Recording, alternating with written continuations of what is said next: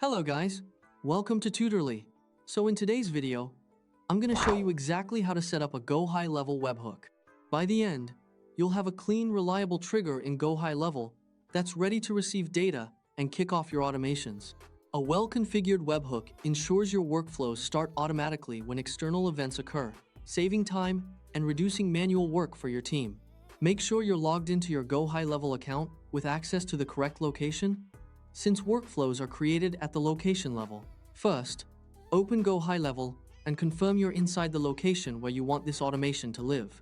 If you manage multiple locations, double-check the name in the header so you don't build in the wrong place. This is important because creating a workflow in the wrong location can cause data to be misrouted or trigger actions where they're not intended, which can be confusing for your team. Next, look to the left-hand menu and click Automation. This is the hub for everything related to triggers and actions. Inside Automation, choose Workflows. Workflows let you define when something should start and what should happen after that, which is exactly what a webhook-based process needs. Think of workflows as the blueprint for how your automation behaves. They allow you to connect incoming events to meaningful actions like notifications, tagging, or data updates. Now, click Create Workflow. You'll see a few template options, but to keep full control over what fires and when, select Start from Scratch. Starting from scratch ensures nothing extra is preloaded, so you won't have to delete default steps you don't need. This gives you the flexibility to design the workflow exactly how your process requires, without clutter or unnecessary automation steps.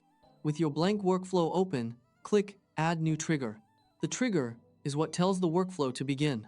In the trigger selector, use the search bar and type webhook. This narrows the list and saves time hunting through categories. From the results, click Inbound Webhook. This option creates an entry point that listens for incoming requests from other systems.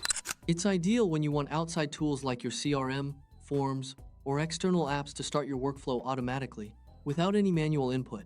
Inside GoHighLevel, you'll now be prompted to choose a workflow trigger. This defines the event context for when and how the webhook is recognized. From the available choices, click Contact Created, then give the trigger a clear, descriptive name. A good name helps your team understand what's happening at a glance. For example, noting that the trigger relates to new contact records initiated via a webhook. Clear naming is especially helpful if multiple triggers or workflows exist, as it avoids confusion and makes future edits easier.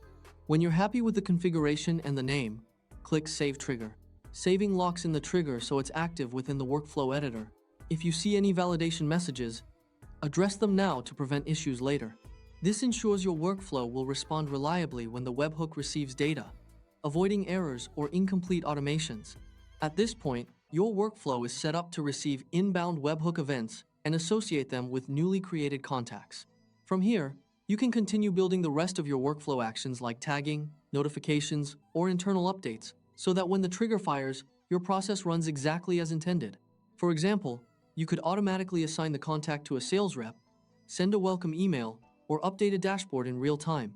As a best practice, keep your naming consistent and document where this webhook will be used, so testing and maintenance are straightforward.